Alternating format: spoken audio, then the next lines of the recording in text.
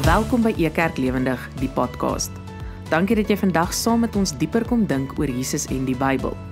Ons hoop dat die boodskap jou sal inspireer, jou geloof versterk en dat jy sal sien hoe Jesus in jou lewe werk. Geniet die boodskap. Vader wat in die hemel is, dankie vir die voorreg wat ons het om weer by mekaar te kom.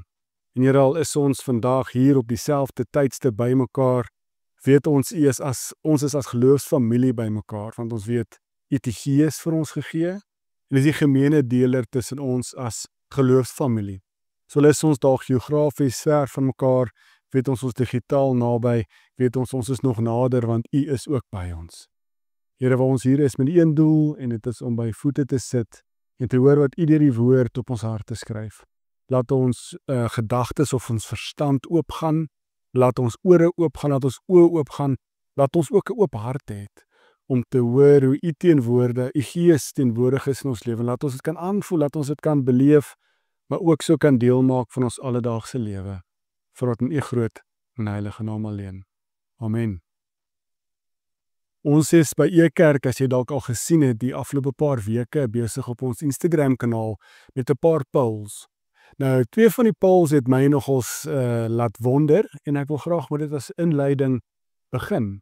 Die doel met die polls by Ekerk is om vir julle as Ekerk familie die geleentheid te gee om half deel te wees en vir ons ook te kommunikeer in sekere aspekte van julle lewe, hoe julle geloofsreis lyk. Nou, 2 van die polls, een het gegaan oor, het jy hierdie week God se teenwoordigheid beleef? Nou was 'n paar mense, 'n groot gedeelte wat gesê dat hulle dit nog nie beleef het nie. Ook so het ons op 'n volgende keer 'n ander poll gevra wat gevra het, weet jy hoe die stem van die Here werk? Het jy al die stem van die Here gehoor?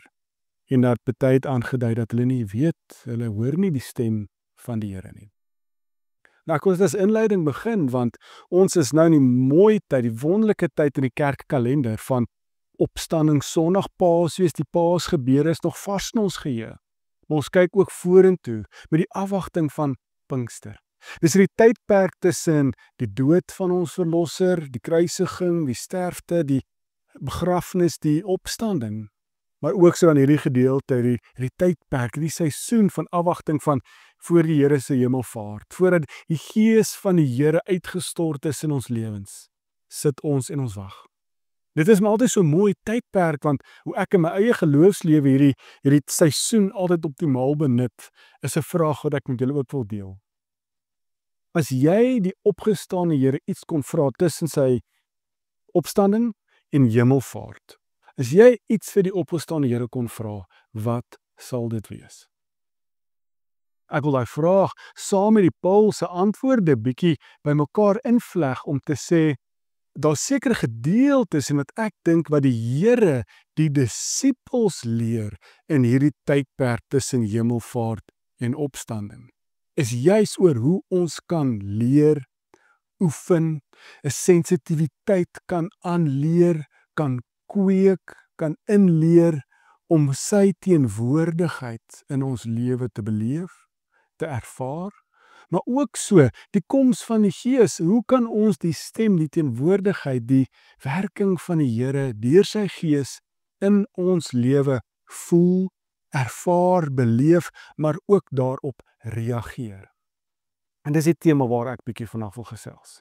As die Here wil volgende week ook, die 2 weke voor Ekerk ons Pinksterreeks begin, die 25ste Mei, wil ek juist na hierdie tema vra.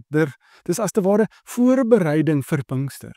Hoe kan ons 'n sensitiwiteit, 'n aanvoeling kweek van God se teenwoordigheid in ons lewe? Dan wil ek graag volgende week, as die Here wil, bietjie na Paulus kyk, en Paulus help ons juis met hierdie voorbereiding om te sê, hoe lyk dit as ons hierdie teenwoordigheid van die Gees van die Here in ons lewe het? Hoe lyk dit as ons dit begin leef? Hoe kan ons dit aanvoel? Hoe kan ons die Gees van die Here beleef, ervaar in ons alledaagse? Een spesifieke teksgedeelte waarby ek wil stil staan, wat ek dink, waar die opgestane Here vir ons juis hierdie kweekskool, leerskool help, is 'n baie bekende gedeelte by Ekerk. Dis my gunsteling gedeelte, Lukas 24, vers 13 tot 35. Ek het al voorheen daaroor gepreek, en is 'n gedeelte waar die opgestane Here, meer spesifiek Opstanding Sondag, 2 mense help om te beweeg na 'n plek toe waar hulle die teenwoordigheid van die opgestaan Here kan beleef.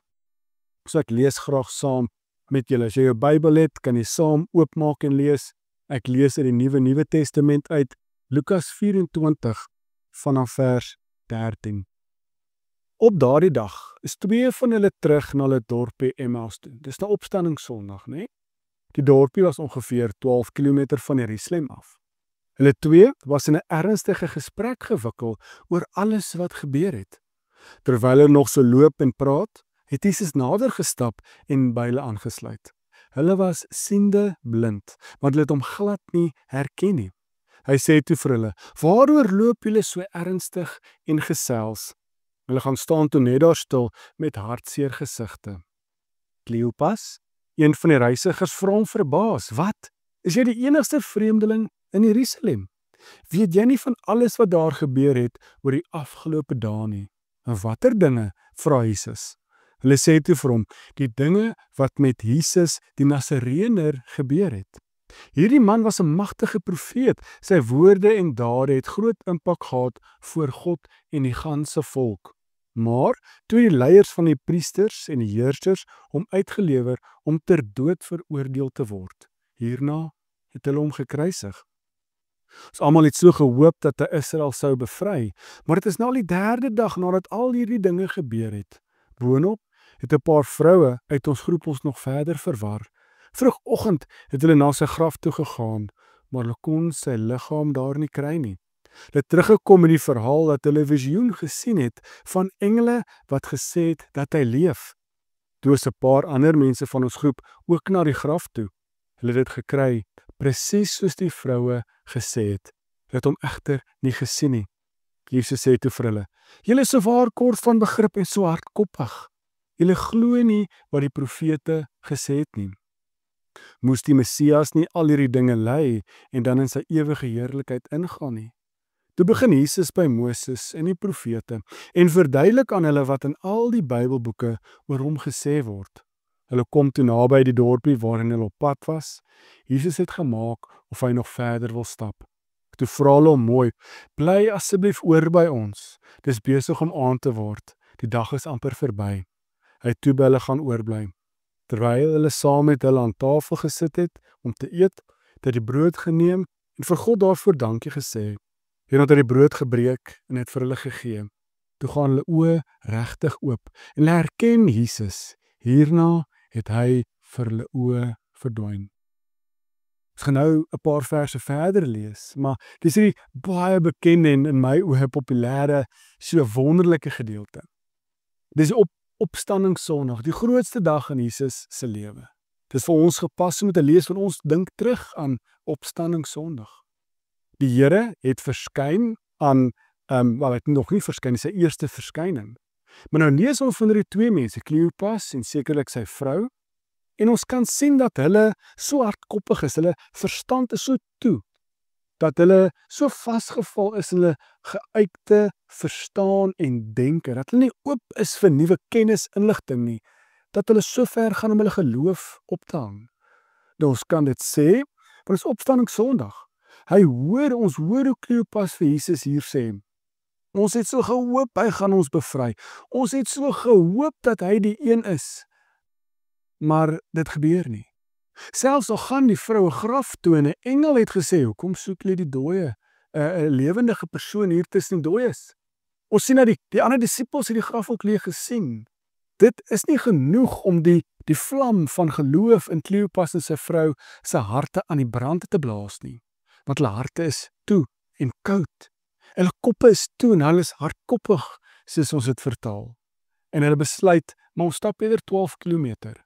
Die grootste dag in die geskiedenis mis hulle en hulle stap weg op pad huis toe.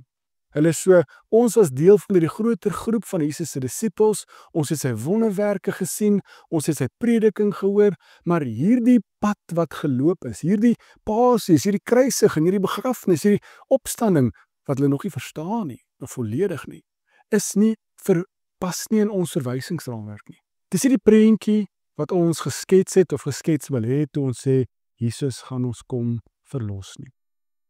En dis ook met vir my so mooi gedeeltes, en as ons die tema van vandag vra, Hoe help die opgestane Here? Hoe leer die opgestane Here Kleopas en sy vrou? Maar ook vir ons, om ons lewe, ons geestelike lewe, die grond van ons geloof as te ware voor te berei, om God se teenwoordigheid te beleef, te ervaar, aan te voel, maar ook so die stem van die Here deur sy Gees te hoor, wat op Pinksterdag uitgestort word.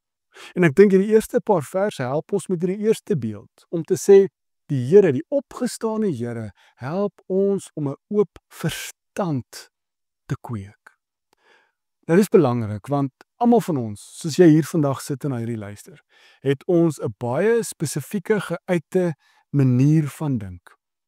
Ons is so vas set in our ways, dat ons baie selde nuwe inligting sal vat, internaliseer en dalk besef, ek is dalk verkeerd. Ek kan dalk iets nuuts leer.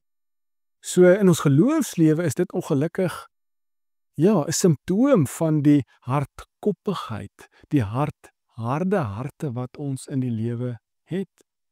En as jy na sosiale media kyk, met mense praat, dan kom jy dit agter, dat my verstaan, die manier hoe ek dink oor God en Jesus en my geloof, dis vas, dis reg. En iemand anders wat nie soos ek dink nie, is verkeerd. Maar ek is so vas in my manier van dink oor God, dat ek hardkoppig is, dat ek 'n toe-verstand het. So ek dink die eerste merker is, as ons 'n toe-verstand het, dan is ons hier soos Kleopas en sy vrou wat blind is vir die teenwoordigheid van die Here in ons lewe. Die eerste sleutel is dat die opgestane Here vandag hier jou verstand oopmaak, wat maak dat jy oop oë kry, dat jy regtig waar kan begin raak sien, waar is hierdie goeie God wat homself openbaar? Hy is so goed, so liefdevol, hy kom soek ons. Hy loop elke dag aan jou vas. Jy kom dit nie agter nie, want jou kop verstand is toe, wat maak dat jy ook blind is vir sy teenwoordigheid. Nou, dit beteken nie ons moet gaan uitsniffel en peer sê, waar is die Here teenwoordig in die lewe nie? Nee, die Here gee ons daai sleutel, dat hy vat sy woord, of Jesus vat die skrifte, wat vir ons die Bybel is, die profete en Moses, en vanuit die skrifte sê, maar is dit nie wat God se plan was nie? Is dit nie hoe dit moes werk nie? So, wat ons verstand moet oopmaak is God se woord. En ons het die voorreg om, as ons hierdie woord lees, Stefan sê dit altyd so mooi, dat die outeur saam met ons dit lees. God wat lewe, deur sy Gees grafeer God sy woord op ons harte. Dit moet maak dat ons verstand ook oopgaan, en soos Kleopas en sy vrou wat dalk hierdie baie spesifieke geuite vaste verstaan het van hoe dit gaan lyk as die Messias kom, dat die opgestane Here hulle ontmoet op hierdie pad. Hy gaan soek hulle, en saam met hulle maak hy hulle kop geleidelik oop, hulle verstand oop, wat maak dat op die einde 'n kulmineer, 'n hoogtepunt bereik, dat hulle oë oopgaan en besef, hulle antwoord, hulle soeke na al hulle probleme was die hele tyd saam met hulle. Mag ons ook hierdie Kleopas ervaring kry, dat ons ook vir oomblik ons oog sal oopmaak en besef, maar ons soek nog die hele tyd, waar is God teenwoordig in my lewe, en ek het hom gemis nog die hele tyd. Ek kyk in hom vas. Dis al daai grappies vir ons wat mans wat die yskas oopmaak en sê, my lief, waar is die tomatiesous? Maar dan kyk dit reg in jou vas. Hoe kan ons so die teenwoordigheid van die Here mis? Is omdat ons dalk 'n toeverstand het. Ons is so geëik in ons manier van dink en geloof. Mag die Gees van die Here vandag sy woord op jou harte skryf, dat jou verstand oopgaan, sodat ons oë kan oopgaan om hom ook nuut en raak te sien. 'n Volgende merker, boonbehalwe oop verstand, as ons die paar verse verder lees, vanaf Lukas 14 vers 32. Net nadat hulle oë oopgegaan het, hulle het oop oë gekry, want hulle het 'n oop verstand gekry, van die opgestane Here het dit vir hulle gehelp, hulle nuwe manier van dink gegee, nuwe manier van die skrif verstaan gegee. Dan lees ons in vers 32. Kleopas en sy vrou sê toe vir mekaar, het ons harte nie hier binne in ons vlam gevat, toe hy die skrifte vir ons uitgelê het nie. Net daar het hulle opgestaan en na Jerusalem toe teruggegaan. Daar kry hy toe die 11 disippels, as ook ander mense wat saam met hulle was. Die mense sê toe vir hulle, dis die reine waarheid, die Here het opgestaan. Petrus het hom gesien Van hulle kant af vertel die twee uit Emmaus toe weer alles wat op die pad met hulle gebeur het en hoe hulle Jesus herken het toe hy die brood gebreek het. So ons sien in hierdie verhaal waar die Emmaus van Kleopas as 'n vrou hardloop terug Jerusalem toe, dat hulle weer deel raak van die disippelskapskring. En later lees ons presies hoe die Here, die opgestaane Here, die groter disippelskapskring of die 11 apostels se verstand ook oopmaak om die skrifte te verstaan. Maar die beweegrede, die skuif, die wegspringblokke vir Kleopas en sy vrou is nadat hulle 'n oop verstand gekry het, gegees deur die Here, nadat hulle oop oë beleef het en die Here raak gesien het, sy teenwoordigheid beleef het, ervaar het hulle ook 'n oop hart, 'n warm hart beleef. Dis wat Kleopas sê, het ons harte nie alreeds op die pad aan die brand geraak. Ons het sooibrand gekry toe die Here met ons praat en dan, jy kan nie net stil sit nie, jy moet iets doen daarmee. So die tweede merker om 'n lewenstyl aan te kweek om God se teenwoordigheid te beleef en aan te voel in ons lewe is 'n oop verstand wat oop oë gee, maar ook 'n oop hart wat 'n brandende hart, 'n passievolle hart vir ons gee. En sien ons mooi, dit is hoe goed God is, dis die opgestaane Here wat hierdie doen. So as ons nie begin dink oor dit en hom begin raak sien, dan begin ons harte ook brand, ons harte begin roer. So is 'n mooi beeld want fisiologies is ons hart kardinaal van belang in ons lewe. Dis ook waar die woord kardinaal vandaan kom, dis so mooi. Want as ons hart nie werk nie, dan lewe ons nie, dan is ons liggaam nie, kan ons liggaam nie funksioneer nie, want die hart moet pomp en ons lewensritme gee en suurstof in ons bloed heen en weer vat en ons liggaam lewe gee. Om so 'n brandende hart vir Here te hê, beteken ook ons is aan die lewe gemaak deur die opgestaane Here. Dat ons 'n nuwe lewe het, wat lewe vir die Here. So die brandende hart is so mooi en jy kan amper sielkundig en geestelik ook raak om te sê, ons sê so maklik van ek het jou lief met my hele hart. As ons iemand dalk ontmoet het of dalk jy in jou eie lewe jou lewe vir die Here gegee het en jy het regtig vir 'n radikale ingryp gehad in jou lewe, dan besef jy is aan die brand vir die Here. Jou hart is aan die brand vir die Here. Hoe kan ons as gelowiges dalk meer hierdie aan die brand wees vir die Here in ons alledaagse? En ons weer kyk, dan versmoor die werk môre weer ons passie vir die Here. Miskien is dit om ons dalk nie die Here raak sien. Miskien moet ons aanhou raak sien waar die Here teenwoordig is. Ons kan begin besef, maar God is by ons. Al kyk ons om ons en ons sien korrupsie, en ons sien chaos, en ons sien geweld en moord en pyn en lyding, is die Here hier teenwoordig te midde van dit, saam met ons, deur die pyn, deur die lyding, in die konteks waar jy geplaas is. Maar laat die oop oë ons help om ook 'n brandende hart te hê vir die Here. En 'n derde merker, bo en behalwe 'n oop verstand wat oop oë gee, 'n oop hart of 'n brandende hart, laat hierdie twee disippels dan ook 'n oop wil het, wat beteken dat die oor beweeg na aksie toe. Die ironie van die teks is 12 km, hulle stap die hele dag lank, nê? Kom in Emmaus en hulle rede om Jesus te nooi om hulle te bly is, dis al donker, dis al laat, bly by ons. Op dit hulle stap die hele dag 12 km. Nadat hulle oop gaan, hulle besef dis die Here met die brandende hart, met hierdie passie, hulle kan nie gaan slaap nie. Hulle kan nie gaan net agteroor sit en sê dis nou maar so nie. Hulle moet oorbeweeg na aksie toe. En dis wat 'n oop wil het. Hulle wil verander, hulle wil. En hulle vat hierdie donkere aandpad 10-1, hardloop hulle terug 12 km verseker om dieselfde aand nog weer terug te kom in Jerusalem by die 12. Dat wil deel wees van hierdie beweging van die opgestaane Here, van die vroeë kerk, van die koninkryk van die Here. Soos ons oop verstand het, nuut begin kyk, die Here raak sien in ons lewe, so ons 'n brandende hart begin kry, as die woord van God ons lewe aan die brand begin blaas deur sy Gees, het ons dan ook 'n lewe, 'n volgende aksie waar ons nie kan stil sit nie. Dat ons wil verander, ons wil beweeg, ons wil aanhou, ons wil aansluit daar waar die Here teenwoordig is in ons lewe, maar ook in die wêreld. Om deel te wees van 'n geloofsgemeenskap, van die beweging van die opgestaane Here, dat ons God se koninkryk kan verteenwoordig en deel wees waar God die wêreld waar God besig is om die wêreld te verander. Soos ons vandag mekaar vra, hoe kan ons dalk 'n teenwoordigheid aanleer, aankweek en oefen, 'n gevoel kry, sensitiwiteit kry vir God se teenwoordigheid in ons lewe, ter voorbereiding vir Pinkster? Dan ontmoet die opgestane Here jou vandag daar waar jy sit. Hy ontmoet jou en net daar waar jy is.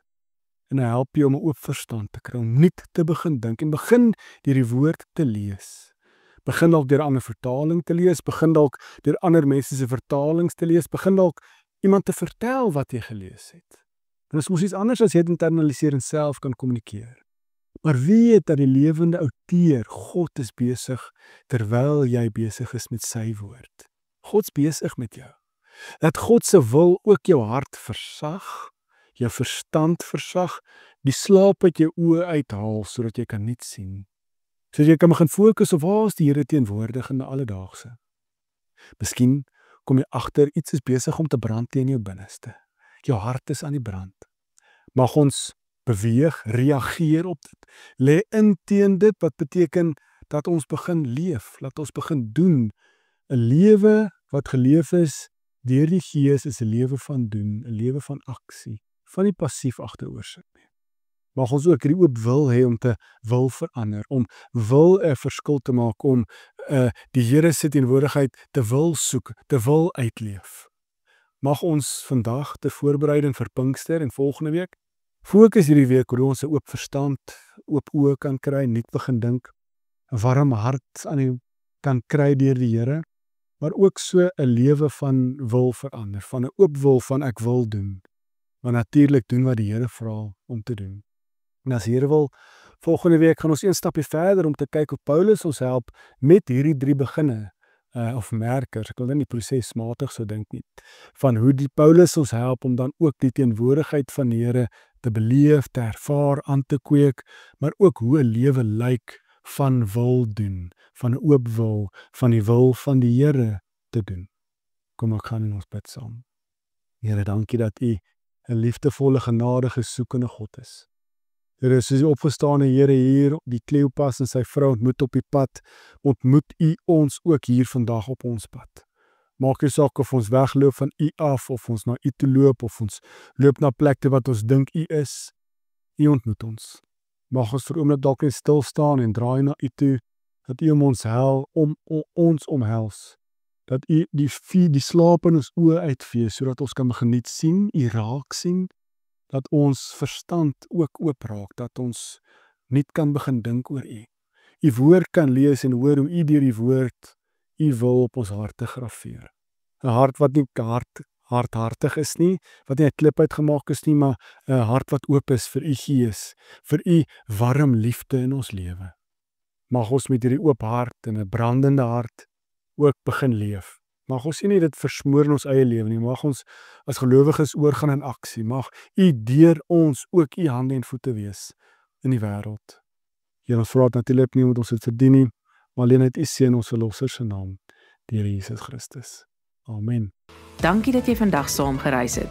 As die boodskap vir jou iets beteken het, stuur dit gerus aan ander. Om meer uit te vind oor Ekerk, besoek ons by www.ekerk.org. Tot volgende week. Ekerk, Jesus sigbaar, voelbaar, verstaanbaar.